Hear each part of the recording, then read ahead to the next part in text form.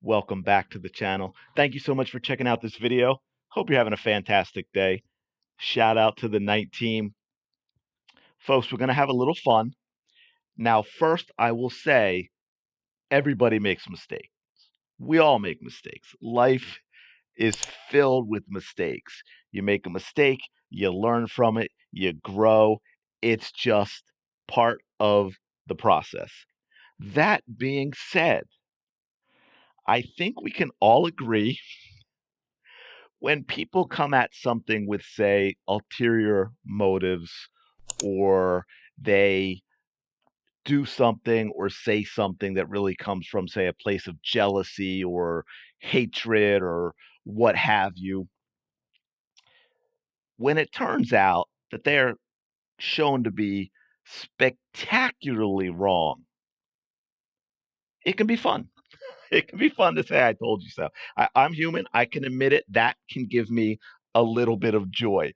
So, right now, we're going to play a little bit of Shannon Sharpe on First Take. I think we have Stephen A. Smith here and Molly Quim and Andraya Carter, my personal favorite. And Shannon has some things to say, which I think are really, it's well said, it's really important. And then Andrea's response is also very interesting, which we're really going to dig into. But let's first take a listen. And they're talking about, Shannon's basically calling out a lot of people here because I think he led into this with talking about how this weird issue that have seen with the WNBA, where unlike in other professional sports leagues, every time there's praise for Caitlin Clark, every time somebody's talking about what she's done on the court or the ratings, people always say, "Well, oh my gosh, that's disrespectful to the players before. We need to talk about the players before and how hard they worked and how much they paved the way and all this other nonsense." We don't do that in any other sports. Now, I'm not saying there aren't issues talking about players in the past when, say, you're talking about the GOAT of a sport or this or that. But, every time somebody signs a mega contract, like in baseball, they don't talk about the players in the 70s and the fight that they had in order to make free agency a reality, which is really if you had to pick one thing, the one thing that led to insanely skyrocketing salaries. It's just weird. So anyway, let's listen a little bit to what Shannon has to say. He's kind of worked up, and I think with good reason. So let's check this out. But we should have been giving her the credit. We saw the ratings, we saw the merchandise sales, we saw the attendance, but y'all want to make it about something else. Oh, what about the women that laid the foundation? What about this? What about it? That ain't got nothing to do with Caitlin Clark. Caitlin Clark is box office. She's doing this. And instead of giving her credit, y'all tried to make it about, oh, y'all poo-pooing the old guard. Y'all never talked about the old guard like this. Nah, I ain't gonna let it slide. Caitlin Clark, unanimous rookie of the year. But what's even more impressive, she's first team WNBA. First. Andrea responds. First of all, shout out to Shannon. I love that. And look, again, Shannon's one of those. And so I actually give him credit for this, where he has some takes that drive me absolutely crazy. And I don't mean about the WNBA, just in general, drive me absolutely crazy. I think he's 100% wrong. And he's got some takes I'm completely on board with as well, like this one. And I like that, actually. I like that. I think more people should embrace that. But and one thing, I'd shout him out if I could remember who it was, because I think it was just something I happened to see scrolling Twitter the other day, where somebody said, like Shannon and Stephen A, they have their own platforms. They have their own successful platforms, and that they may be comfortable where they're at a point where they're like, you know what? I'm going to say what I believe. I'm going to say what I need to say, what I want to say. And you know what? If ESPN doesn't like it, that's okay, because I'm going to be perfectly fine without ESPN. So they don't necessarily need to be towing the line in some respects. But pay attention to Andrea's hesitancy and body language in this response as well, because I don't think she has much to add, because I think she knows she is caught. She knows what has gone on, and it has been ridiculous all season long. As we saw, by the way, if you saw my video, I did probably earlier today, if this one gets out when it should, regarding the ratings for the playoffs, where Caitlin Clark absolutely crushed it, going head to head with the NFL all throughout the country, 1.84 million. I think there were 2 playoff games ever that had drawn more back when the league started and it was a novelty and people were watching. And the rest of the games, I mean, I think she 4x'd the next highest game, which was like 461,000 for that day. I think there were 4 games total. There was like one with 461, another with 4 something, and then the Mercury, the GOAT, the DT, the Diana Taurasi that's going to be leaving. You've got to catch her now. Did like 403,000. But anyway, let's listen to Andraya's response. Shannon, I hear you, right? I hear you 100%. But another level of noise was coming from people. You were one of them who also tried to create a picture around Caitlin that the league was against her based on the actions of less than 5 former players or current players, which also creates a lot of noise. Okay, nonsense. First, I hear you, but I don't hear you because I'm going to completely dismiss what you were saying by now lying. Now, don't forget, Andraya Carter, as I pointed out in another video, this is how petty and ridiculous she is and how unprofessional she is. Someone, I think 4 or 5 days before the announcement, put out a very reasonable post about Nafisa Collier and how she's been playing, and that, A'ja Wilson, very deserving of the MVP, but it won't be unanimous. I think they said won't, maybe shouldn't. And it turned out to be unanimous, and it shouldn't have, but it turned out to be unanimous. At 4 days after, Andraya Carter actually goes and responds to that tweet with the word unanimous in caps. And by the way, she votes on that, just so you know where Andraya is coming from. But this is disingenuous. This is nonsense. We all know, for those of you that have been paying attention, that the league absolutely has been against Caitlin Clark all season long. And it's not just less than 5 players. It was the entire crew at ESPN, from Andraya to Molly to Monica to Chiny to Did I say Andraya or did I say Monica? Yeah. I mean, it's been all of them. It's been, Cheryl Swoops, Diana Taurasi. Those are some of the ex-players. Do we need to be reminded? Oh, how about Becky Hammon and her nonsense about Caitlin being in the right place at the right time? And she just happened to get into the league while it was at the tipping point, and she was helping with that. Forget the fact that there never was a tipping point. The league has not been growing. It's been flatlined for 20 years. So don't buy that lying narrative. Her own freaking coach repeatedly starting the beginning of the season with this half a second nonsense to make a decision. By the way, have you noticed how the season grew as the season went along? And Caitlin Clark started holding the ball more and more and actually dribbling and doing a lot of dribbling and making things happen off of her dribble and taking a long time. Yeah, let's get rid of that 0.5 second nonsense. And don't forget, she also said she's not going to be able to do what she did in college. She's not going to be able to take the shots that she took in college.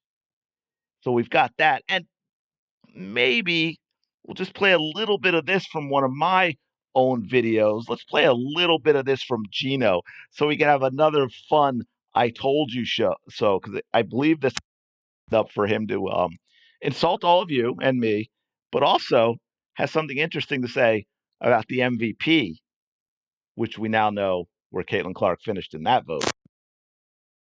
Let him go, because this is about a 5-minute clip, and we're going to just kind of dig into the different things that he says. If you're a college player and you're a great college player, like Caitlin was, the delusional fan base that follows her disrespected the WNBA players by saying she's going to go in that league and tear it apart. There were actually odds on she's 3rd or 4th in betting odds on being MVP at the WNBA. These people are so disrespectful and so unknowledgeable and so stupid that it gives women's basketball a bad name. Wow. To play that again. Think about that, folks.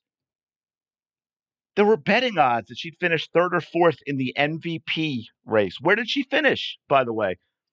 4th, Geno. How is Geno Auriemma a basketball coach? This is an awful piece of human being, okay?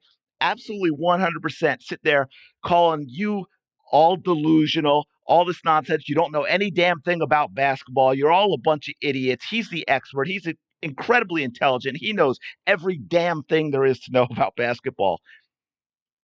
Geno, I'd love to chat with you, my friend. We could do a follow-up on your ridiculous comments. Andraya Carter, are you getting this? Are you hearing what the supposed GOAT coach of women's basketball, as so many would say, but shout out Pat Summitt. You're all delusional.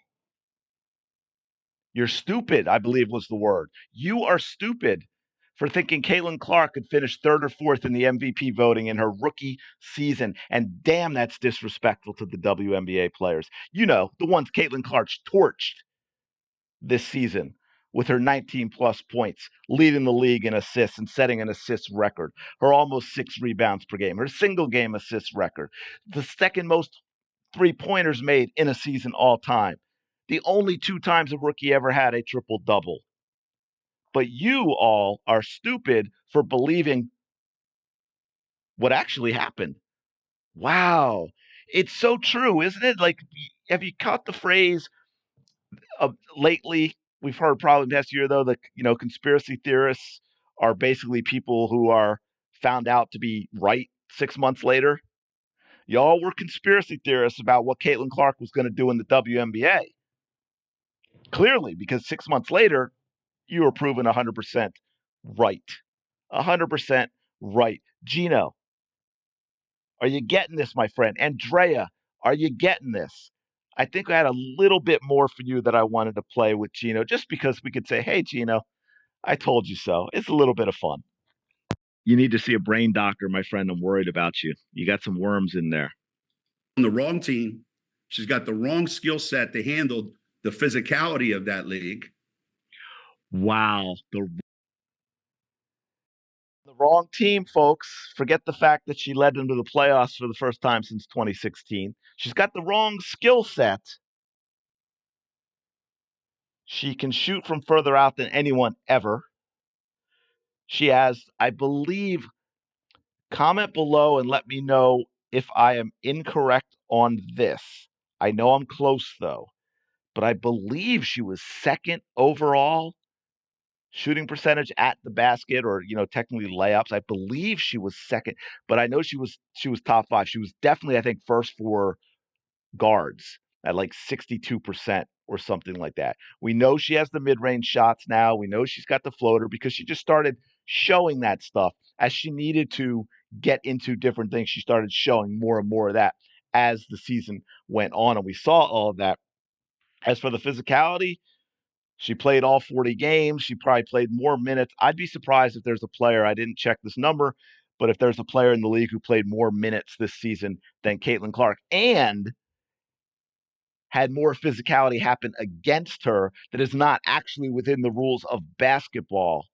And she still managed to do everything she did. So I would say her skill set is pretty damn good, Geno. And Andraya, can't forget Andraya. She's why we went down this rabbit hole. So yeah, I mean, you had players. You had Dijon, the Mustard Carrington, made her post before the season started, jokingly about how Caitlin was going to lead the league in assists, and people like Alyssa Thomas and some other players were laughing about it. We had there was another one too. Shoot, there was another one now, and I can't think of it. But and then of course you had Cindy Brunson, but that's in a video in and of itself. If you remember the hateful Cindy Brunson, who works for the Phoenix Mercury and is, I think breaking league rules in her collusion about trying to get Kelsey Mitchell to another team. But we're gonna do. I discovered some things Cindy Brunson said when Caitlin Clark was a senior at Iowa that got pretty interesting that we're going to have to talk about as well. But I'll do that in another video. But yeah, so Andraya, and did you notice how uncomfortable? Did you notice how uncomfortable Andraya? Hopefully I'm showing this to you. Whoops, sorry about that. But yeah, hopefully you got to see this. You know how it is sometimes with these clips. I might have had to cover it up, but you could hear it in her voice. Like she didn't really have a response to that, so she had to deflect, and she didn't deflect very well because we know that Shannon was actually right about all the way the league handled everything with Caitlin Clark. But I'm going to leave it there. Let me know your thoughts in the comments below. Thanks so much for checking out this video. I really do appreciate it. Please don't forget to like, comment, and smash that subscribe button. It is huge. I really, really do appreciate it. For example, that video I did on Carrington yesterday or the day before, depending on when you watch this, that thing took off. Thank you all so much, and because I think that might have gotten the most comments on a video that I've ever had. I think like 1,100, 1,200 comments, something like that. Couple thousand likes or whatever, and that's why so many people got to see it, because of all of you that took the time to like, comment, and subscribe. But I'm going to leave it there. Thanks for checking this out. I will talk to you later.